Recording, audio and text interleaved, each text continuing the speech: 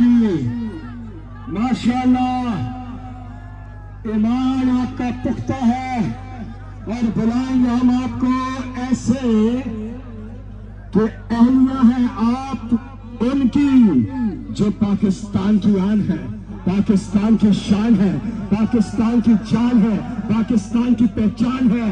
और आप है अहलिया इमरान खान, बुशरा इमरान खान।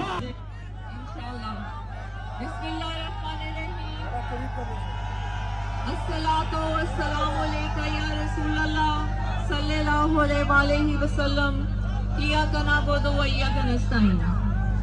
मेरे रसूलल्लाह के उम्मतियों को खान का और मेरा सलाम। आज खान की एक कॉल पे पूरा पाकिस्तान यहाँ इकट्ठा है। ये गवाही दे रहा है कि वो बेगुनाह जेल काट रहे हैं। मैं आपको बताती जाऊं, जो जेल में जिस तरीके से खान को अटक में रखा गया वो एक लंबी कहानी है। कोई भी सियासी, जितने भी यहाँ पे सियासी लोग हैं, कोई भी ऐसी जेल नहीं काट सकता जो आपके लीडर ने काटी है और जो इन्होंने आपके लीडर के साथ किया है। जब खान को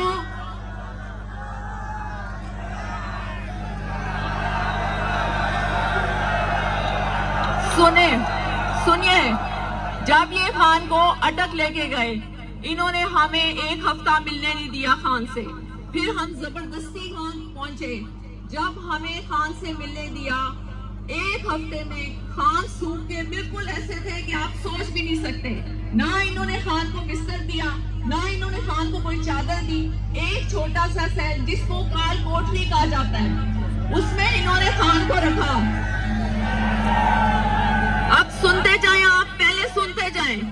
उस काल कोठरी में खान को रखा और वो इतनी गंद से भरी हुई थी कि आप उसका तस्वुर ही नहीं कर सकते। खान को जमीन पे सुलाया जाता था। फिर जब मैं गई, खान ने खुद कुछ नहीं बताया। मैं उनसे पूछती थी, आपकी आंखें क्यों सूजी हुई है? वो कुछ नहीं हुआ। मैं कहती, नहीं आप बताएं आपकी क्या आंखें क्यों सूजी हुई है? मैं इतने दिनों से सही तरह वो सो नहीं सके। मैंने कहा क्यों? उन्होंने कहा ना चटाई है ना चादर है। मुझे इन्होंने कुछ नहीं दिया और जमीन पे इतना गंद है कि इंसान सो ही नहीं सकता।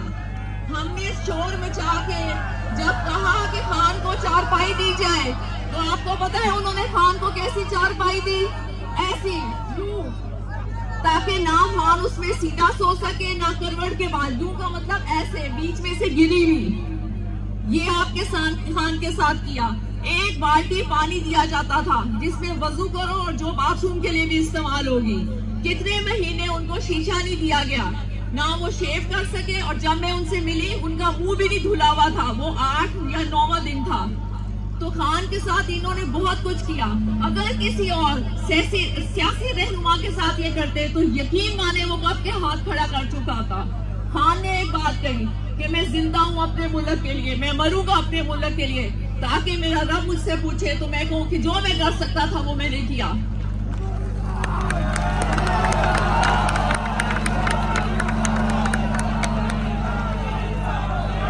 फिर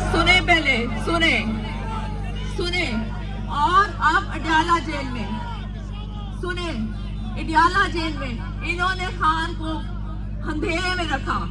आप मुझे बताएं, एक्स प्राइम मिनिस्टर के साथ कौन ऐसे करता है? कोई और सियासी जमात का लीडर होता, वो डील करके कब तक अपने घर में बैठा होता। और खान सिर्फ आप लोगों की वजह से खड़ा है और खड़े रहेंगे। अब आप लोगों ने ये वादा करना है कि जब तक खान हमारे बीच में नहीं आ जाएंगे, आप डी चौक को नहीं छोड़ेंगे। और ये मेरा आपसे वादा है कि मैं आखिरी औरत होंगी खान को लिए बगैर डी चौक से नहीं निकलूंगी। और अगर आपको कोई ये कहे कि बीवी छोड़ के चली गई है तो ये झूठ होगा।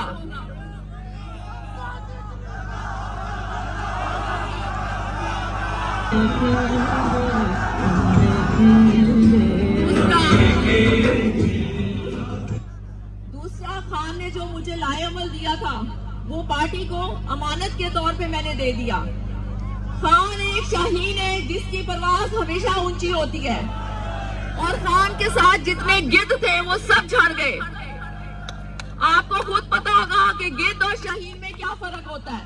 शाहीन की परवाज ऊंची होती है, वो ताजा खुराक खाता है और जो उसकी जरूरत नहीं होती उसको फेंक देता है। और गिद्ध हमेशा शाहीन के मुताबिक परवाज करने की कोशिश करता है और परवाज करता भी है, लेकिन जहां उसको मुर्दार नजर आता है वो वहीं पे गिर जाता है। जैसे कि खान के जो साथी छोड़ गए उन्होंने खान के साथ किया।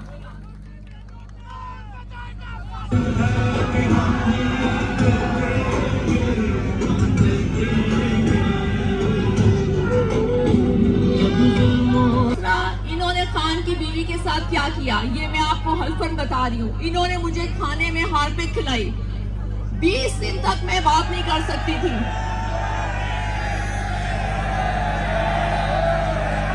लेकिन उसको छोड़ें, क्योंकि हमारा फोकस होना चाहिए हमारे लीडर खान के ऊपर। बस मैं इस्लामाबाद और पिंडी के लोगों से ये अपील करती हूँ कि आप लोग खुदारा अपने घरों से निकले।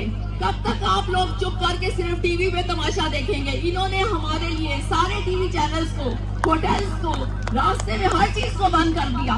उसके बावजूद भी अल्लाह ने सारी मुश्किलें हटा के हमें आज आप लोगों में खड़ा किया है और आप सब यहाँ पे मौजूद हैं। ये हमारे रब का एहसान नहीं है तो क्या है? अल्लाह ताला खुद बता रहे इंसान को कि वो सच्चा है और वो बेगुनाह जेल में है, तो लोगों को क्यों नजर नहीं आता? खान ने तो हमेशा कहा है कि फौज भी मेरी है और ये मुल्क भी मेरा है, फिर लड़ाई किस चीज की?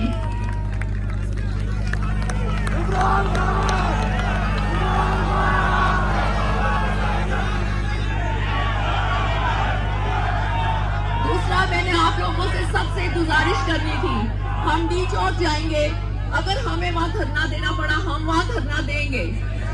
अगर किसी को खाने की कमी हो, पानी की कमी हो, तो आपने वो जगह नहीं छोड़नी, क्योंकि ये हक के खिलाफ होता है। अल्लाह आजमाता है, अल्लाह ने जब तक नहीं चाहेगा कोई भूखा नहीं रहेगा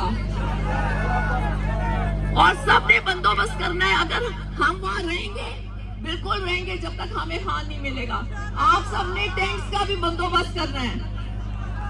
दूसरा, मेरी इंतजामिया से अपील है कि मुसलमान भाई मुसलमान को नहीं मारता, ये पुरअमन लोग हैं, हम पुरअमन तरीके से आ रहे हैं, फिर आप हम पे शेलिंग क्यों करते हैं?